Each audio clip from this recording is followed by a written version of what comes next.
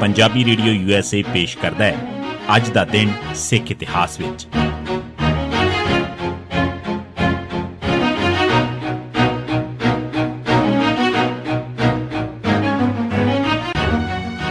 ਸਿੱਖ ਇਤਿਹਾਸ ਦੀਆਂ ਘਟਨਾਵਾਂ 'ਚ 21 ਜੂਨ ਦਾ ਦਿਨ। 1661 ਗੁਰੂ ਤੇਗ ਬਹਾਦਰ ਸਾਹਿਬ ਧਰਮ ਪ੍ਰਚਾਰ ਦੇ ਦੌਰੇ ਦੌਰਾਨ ਕਾਸ਼ੀ, ਬਨਾਰਸ, ਵਾਰਾਣਸੀ ਪੁੱਜੇ।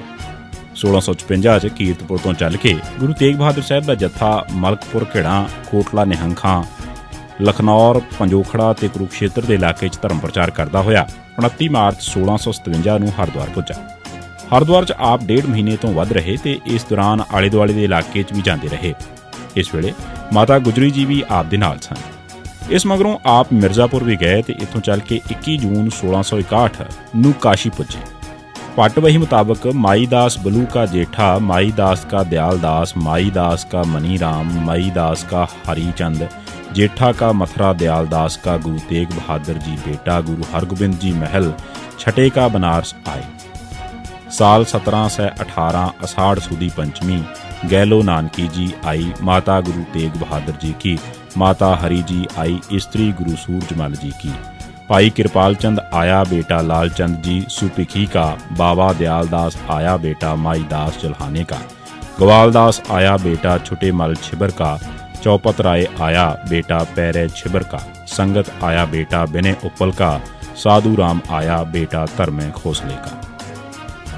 1986 ਅੰਮ੍ਰਿਤਸਰ, ਨਕੋਦਰ, ਅੰਬਾਲਾ, ਪਟਿਆਲਾ, ਚੰਡੀਗੜ੍ਹ ਸਿੱਖਾਂ ਦੇ ਘਰਾਂ ਤੇ ਦੁਕਾਨਾਂ ਤੇ ਹਮਲੇ।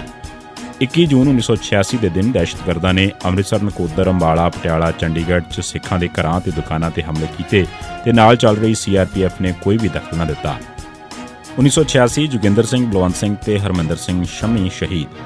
21 ਜੂਨ 1986 ਦੇ ਦਿਨ ਪੁਲਿਸ ਨੇ ਜਲੰਧਰ ਜ਼ਿਲ੍ਹੇ 'ਚ ਸ਼ਾਹਕੋਟ ਨੇੜੇ ਪਿੰਡ ਰੂਪੇਵਾਲੀ 'ਚ ਜੋਗਿੰਦਰ ਸਿੰਘ, ਬਲਵੰਤ ਸਿੰਘ ਨੂੰ ਉਹਨਾਂ ਦੇ ਘਰਾਂ ਤੇ ਹਮਲੇ ਕਰਕੇ ਸ਼ਹੀਦ ਕਰ ਦਿੱਤਾ। ਇਸੇ ਦਿਨ ਅੰਮ੍ਰਿਤਸਰ ਸ਼ਹਿਰ 'ਚ ਹਰਮਿੰਦਰ ਸਿੰਘ ਸ਼ਮੀ ਨੂੰ CRP ਨੇ ਗੋਲੀ ਮਾਰ ਕੇ ਸ਼ਹੀਦ ਕਰ ਦਿੱਤਾ। 1991 ਅੱਧੀ ਰਾਤ ਵੇਲੇ ਪੰਜਾਬ ਅਸੈਂਬਲੀ ਦੀਆਂ ਚੋਣਾਂ ਰੱਦ। 1990 ਦੇ ਅਖੀਰ 'ਚ ਦਿੱਲੀ 'ਚ ਗੈਰ ਕਾਂਗਰਸੀ ਸਰਕਾਰ 'ਚ ਫੁੱਟ ਪੈ ਗਈ। ਕਾਂਗਰਸ ਦੀ ਮਦਦ ਨਾਲ ਘੱਟ ਗਿਣਤੀ ਚੰਦਰ ਸ਼ੇਖਰ ਪ੍ਰਧਾਨ ਮੰਤਰੀ ਬਣ ਗਿਆ। ਚੰਦਰ ਸ਼ੇਖਰ ਦੀ ਸਰਕਾਰ ਜੋ ਰਾਜੀਵ ਗਾਂਧੀ ਦੇ ਰਹਿਮ ਤੇ ਚੱਲ ਰਹੀ ਸੀ ਨੇ ਜੂਨ 1991 'ਚ ਭਾਰਤੀ ਲੋਕ ਸਭਾ ਤੇ ਪੰਜਾਬ ਅਸੈਂਬਲੀ ਦੀਆਂ ਚੋਣਾਂ ਇਕੱਠੀਆਂ ਕਰਵਾਉਣ ਦਾ ਐਲਾਨ ਕਰ ਦਿੱਤਾ। ਆਮ ਤੌਰ ਤੇ ਉਸ ਨੂੰ ਇੱਕ ਨਿਡਰ, ਬੇਲਾਗ ਤੇ ਬਾਰ ਅਸੂਲ ਅਫਸਰ ਵਜੋਂ ਪੇਸ਼ ਕੀਤਾ ਜਾਂਦਾ ਰਿਹਾ, ਪਰ ਅਸਲ 'ਚ ਉਹ ਅਜਿਹਾ ਨਹੀਂ ਸੀ।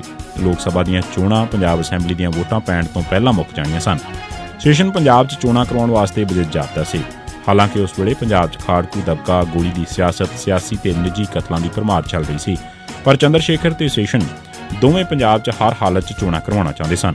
ਹਾਲਾਤ ਇਹ ਸਨ ਕਿ ਪੰਜਾਬ 'ਚ 1999 ਵਾਂਗ ਕਾਂਗਰਸ ਦਾ ਸਫਾਇਆ ਹੋ ਜਾਣਾ ਸੀ।